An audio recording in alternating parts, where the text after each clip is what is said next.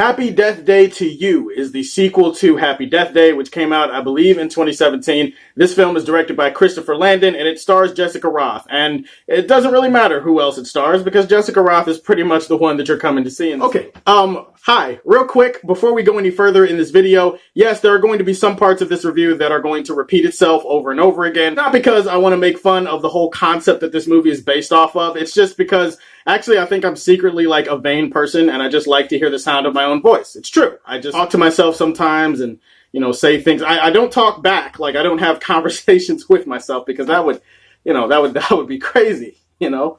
And holy shit, I'm doing it again. You know what? I'm just gonna let's just move forward in the review and just forget all of that and just I'm just gonna let the other guy take it. It's like the first Happy Death Day. This movie is kind of a horror comedy hybrid, and it focuses on the concept of Groundhog's Day. If you don't know what Groundhog's Day is, I mean, really? I mean, I figured you would know about the concept of Groundhog's Day. I mean, seriously? Okay, let's just say for the sake of argument you don't know what that is. Well, let's just imagine that you had to relive a day over and over and over again for the rest of your life. Picture yourself living your normal day, going about your regular routine, and then something happens to you. Like, let's just say you step off a curb and break your neck or something like that. Oh, you die, and then you start the day over. And that's basically what the concept of these movies are built off of. Just imagine if you spent your day clapping the cheeks of Trina or something like that. I mean, I'd love to be stuck in a day like that, personally. First movie focused on a girl named Tree, played by Jessica Rothe, who got stuck in the same day over and over and over again. She was being hunted by some killer, and she had to figure out why the day kept resetting. Unfortunately, she gets stuck in a similar time loop again. Jessica Rothe has to try to figure out why the hell she has to live through this time loop, and there are some new things that are thrown in, another killer that's involved, and okay, it's basically the same premise as the first one with just a few tweaks here or there. Thoughts on the first one were kind of meh. Like, I didn't hate the first one, I didn't love it. I thought it was kind of entertaining for what it was. Jessica Rothe, definitely her performance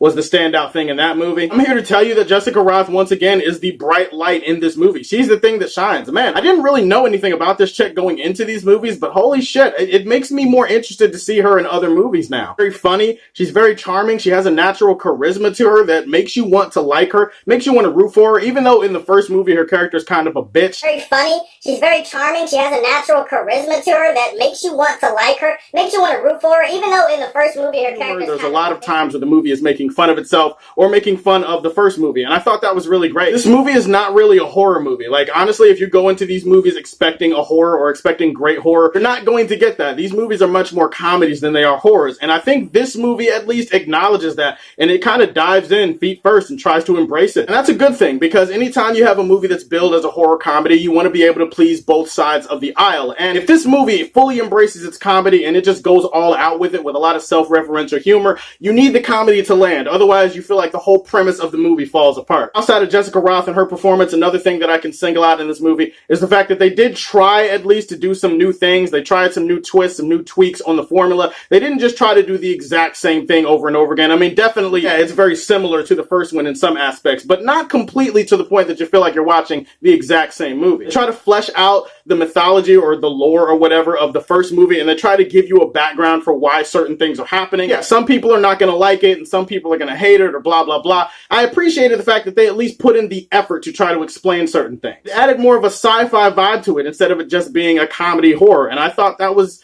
Yeah, I thought that was pretty awesome. It's not one of those movies that relies on great filmmaking. It relies on the entertainment popcorn value of you watching somebody hilariously die in new and funny ways. Characters trying to figure out a way out of a situation that you can feel yourself invested in. Like, you can just put yourself in this situation and you can try to picture, what the hell would I do if I had to live the same day over and over and over again? If I got a chance to have sex with Trina or Serena Williams or something like that, I'm pretty sure I would not be that pressed. I'd be perfectly okay dying over and over again.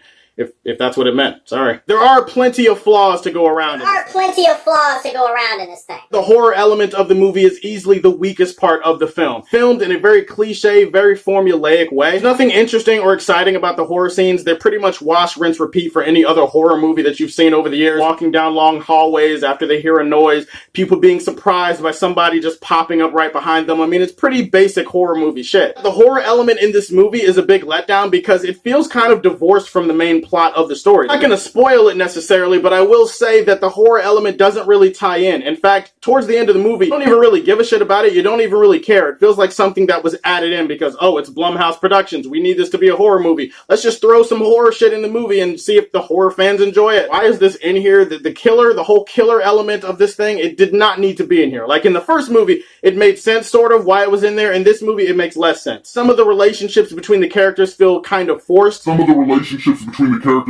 movie tries to set up some moral dilemmas with some of the characters and try to get you to feel invested in a choice that a character is making.